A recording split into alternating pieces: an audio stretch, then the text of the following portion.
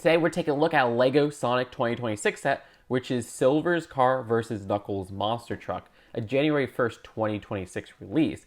This retails for $40 in the United States with 378 pieces and 2 minifigures. This was sent to me early by LEGO, but all opinions are my own, and I am so happy that we got a LEGO Silver minifigure for the first time. Silver is one of my favorite LEGO minifigures across any theme in January 2026. The design here is just fantastic with the printing all around and the head sculpt. And I do have bias where, like, okay, I had Sonic Rivals on PSP back in the day. It was like my first PSP game, which was kind of like Silver's second game because it was Sonic 06. The design here is faithful to the in-game counterpart, where you could see the skin tone is a little bit darker than Sonic's skin tone. The design of the head sculpt, I just absolutely adore those spikes. And there's great printing all around, with some arm printing at the side with a nice gold shine and even some blue right there. And some arm printing on the other arm as well as leg printing on dual molded legs with a nice gold shine and even some blue down to the feet. This looks fantastic, and I wish we got more characters from the LEGO Sonic sets. It feels like we get one new one a year.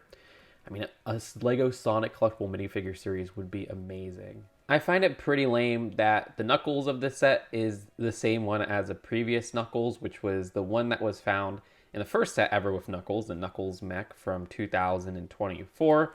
I mean, yeah, I really like the design of that figure with the new knuckle piece at the time. An interesting hand attachment, which you can see connects with that little peg right there.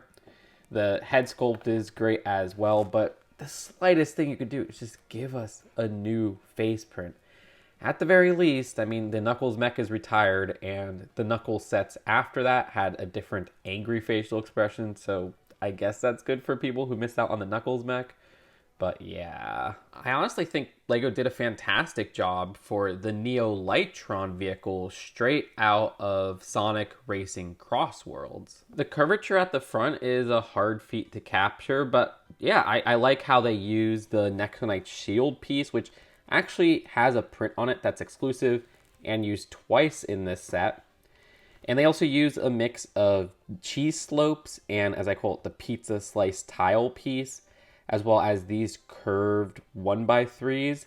It works out looking pretty dang smooth for what they're trying to capture here. The angle from the front with the bumper doesn't look too bad either. Nice use of translucent blue pieces, and you have enough space to fit one minifigure sitting inside. Steering wheel is included.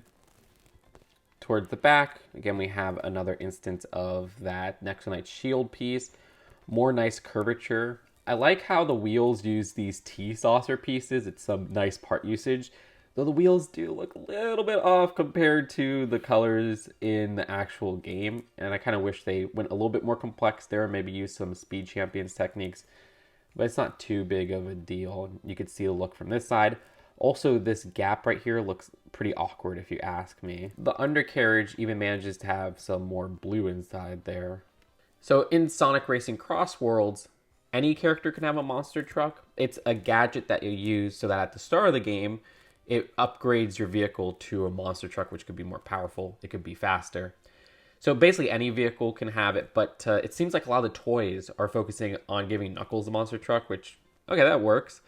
The design here has some interesting prints at the front. There's this 1x3 tile, which is used 4 times in the set, as it's also used at the side of the vehicle as well.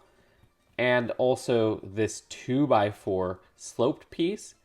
I have to compliment LEGO because, hey, they kept this stuff printed for the Sonic Racing sets, which is something they didn't do with Mario Kart, where the whole Mario theme didn't have stickers unless you count the action tiles. But then when the Mario Kart sets came out, they started using stickers for some reason for those particular sets. So congrats to Sonic for keeping it printed. I like prints more than stickers.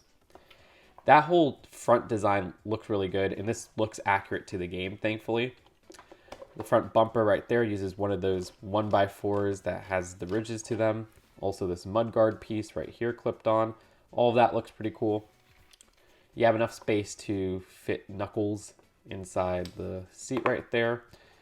and little steering wheel, but not much other interior details. Not too much going on towards the back of this vehicle.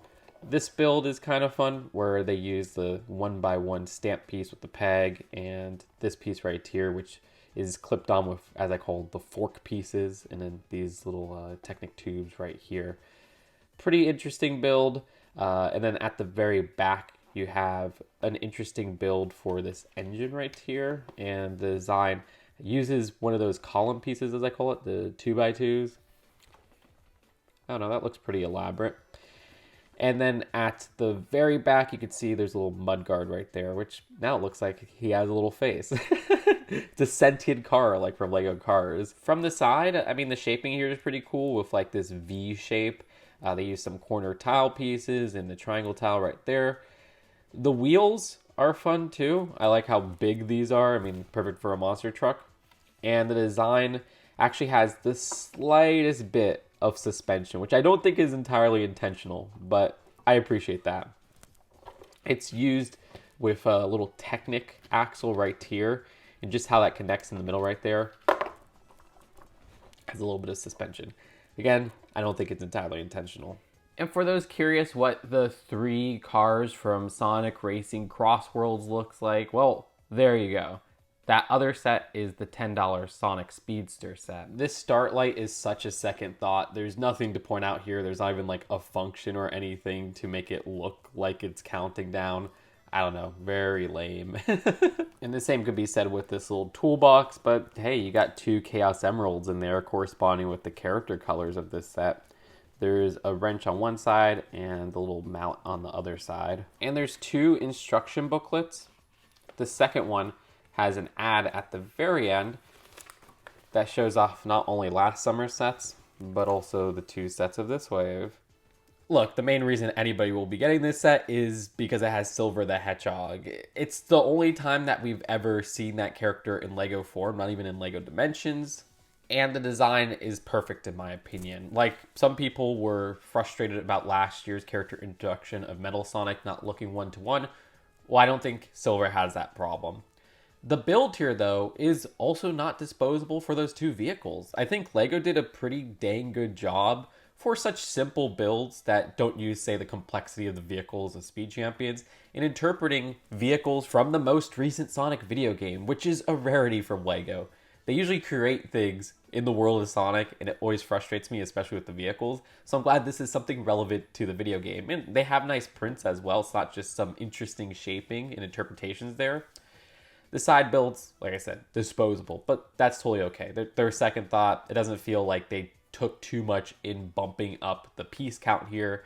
Still, this does feel like it's a $30 set tacked on with a $40 price. I mean, if you are a price per piece ratio person, though, it's what, 378 pieces for $40? That's not the worst out there. Of course, I am a little bit disappointed that we got the same old Knuckles. Like, you know, it would have been cool to get just a slight variant. With all things considered, I'd give it a solid 7 out of 10. I do recommend this one. It's not just a set for one minifigure. There's actual content to it that feels like it's worth the value for the most part. Let me know what you think in the comments below. Do you agree or disagree? Are you just as in love with that silver minifigure? Subscribe here for more up-to-date LEGO Sonic videos and LEGO Sonic news. Seriously, you liking, commenting, and subscribing helps so much with the growth of this channel. And I'll see you later. Peace out. Bye.